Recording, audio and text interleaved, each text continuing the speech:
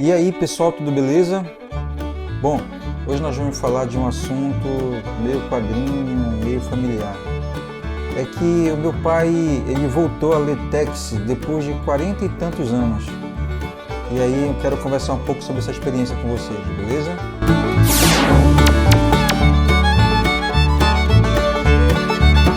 Bom pessoal, antes de falar no assunto do vídeo propriamente dito, eu preciso contextualizar vocês. Por tabela eu vou acabar falando do primeiro contato que eu tive com quadrinhos. E aí o que eu consigo resgatar da minha memória assim, de infância, 40 anos atrás, era o passatempo do meu pai, que era ler quadrinhos.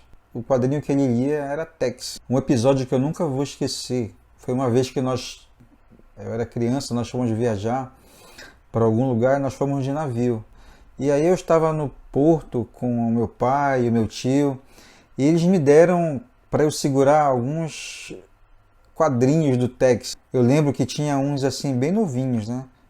Tinha umas capas bem novas assim. Eu olhei para baixo assim, vi a água, e aí eu era uma criança, né? Fiquei um pouco tonto e perdi o equilíbrio e deixei cair um monte de gibis do Tex, assim. Eu me lembro eles caindo na água assim. Bom, aí o tempo passou, eu acabei me tornando um leitor de quadrinhos, né? E nunca mais eu vi meu pai tendo contato com esses gibis do Tex. E aí, como diria aquela senhora idosa lá do filme do Titanic... Foi há 84 anos. Pessoal, recentemente eu adquiri aqui em Belém, na França, a revistaria. Inclusive lá eles têm muita coisa.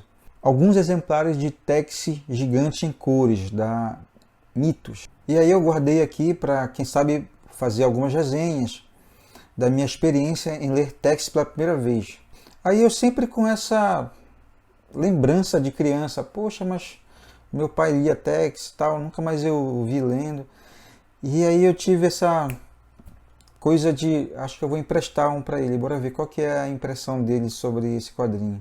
E aí eu acabei emprestando o Terra Sem Lei, que é justamente essa aqui. Eu estava muito curioso para saber se ele ia gostar da história e se era aquilo que ele lia há 40 e poucos anos atrás. Cara, eu não tinha intenção nenhuma de fazer um vídeo sobre isso, mas assim, é interessante documentar assim, a experiência que ele teve com essa leitura e as impressões dele. E aí, semanas depois, eu, conversando com ele, perguntei a opinião dele sobre essa leitura. Aí ele falou exatamente isso. Que ele achou o Tex muito invencível. O personagem resolveu os problemas de forma muito rápida. E assim, ele achou também ele muito diferente da época em que ele lia o Tex, no qual ele achava que as aventuras eram mais complexas. Enfim, muito diferente das histórias que ele lia antigamente. Ele achava que naquela época o Tex tinha muito mais dificuldade, as histórias eram muito mais complexas, era muito mais difícil para o personagem resolver os problemas. Eu confesso que eu fiquei um pouco preocupado, será que mudou tanto assim o personagem? Será que os tempos influenciaram no personagem? Só que primeiramente eu queria entender o caso. O contexto histórico-social de 40 anos atrás é muito diferente do atual, claro, né? A forma de encarar certas situações cotidianas mudou também. Toda história contada, a gente sabe que tem uma intencionalidade inserida, né? Às vezes a ótica do escritor não é bem compreendida se o leitor não tentar se contextualizar no momento que ele foi produzido. Um exemplo disso é a impressão que muitos leitores novos têm de obras consagradas, como por exemplo O Cavaleiro das Trevas, A Queda de Murdoch, Watchmen, acreditando como uma história comum, na verdade. Eles não buscam conhecer que essas histórias desbravaram novos caminhos de narrativa e expandiram os quadrinhos de outro patamar, influenciando TV, cinema e a cultura pop em geral. Será que era isso que estava acontecendo com meu pai? Ou então a história podia ser uma história realmente rasa demais. E aí eu resolvi dar uma lida nela. Bom, nesse caso, a história Terra Sem Lei foi publicada na Itália em 1989, escrita por Claudio Nisi e desenhada por Alberto Giolitti. Ela conta a aventura vivida por Tex, então Ranger, né, que é um agente especial do governo, e seu amigo Kit Carson, seu filho Kit Wheeler e o seu outro amigo índio, Jack Tigre. O Tex é convocado para desbaratar uma quadrilha que toma conta de uma cidade lá no Arizona. E cidade essa que o xerife é totalmente comprado pelos poderosos ali e faz parte de um grande esquema de corrupção. O protagonista utiliza sua condição de Ranger durante a investigação para coagir outros bandidos pertencentes ao esquema, para chegar no cerne do problema sem deixar de colocar em risco a sua vida e a vida de seus amigos.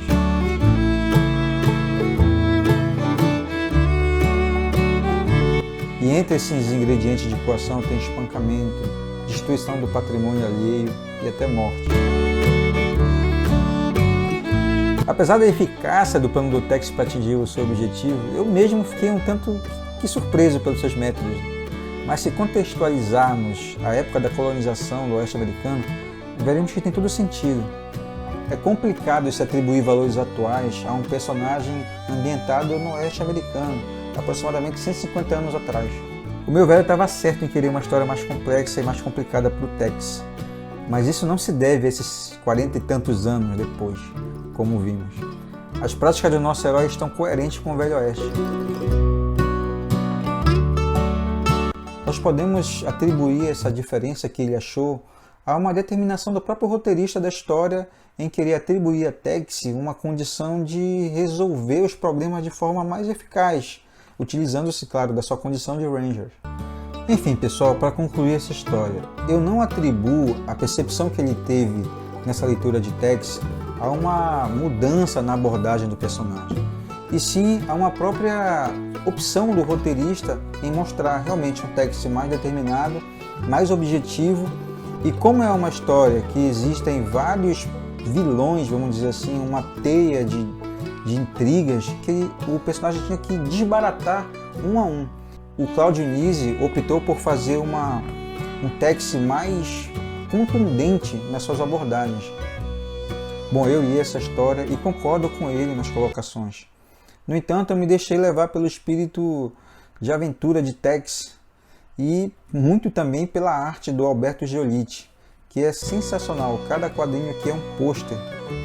E os cenários, as paisagens do Velho Oeste americano são arrebatadoras. Eu decidi comprar mais Tex e compartilhar com ele essa experiência. E aí eu espero, quem sabe, aí fazer mais vídeos pegando as impressões dele, comparando com as minhas. Quem sabe até ele não vem aqui fazer um vídeo comigo. Acho difícil. Mas a gente pode tentar. Valeu então, pessoal, por acompanhar esse vídeo até o final. E será que você tem os seus pais aí que gostam de quadrinhos? Será que você pode compartilhar com a gente essa experiência, se é legal, se não é? É difícil, é um choque de épocas, né? Conta aí como é que é essa experiência aí de você também ser um leitor e ele também, daquela época, ter os personagens dele ali de coração.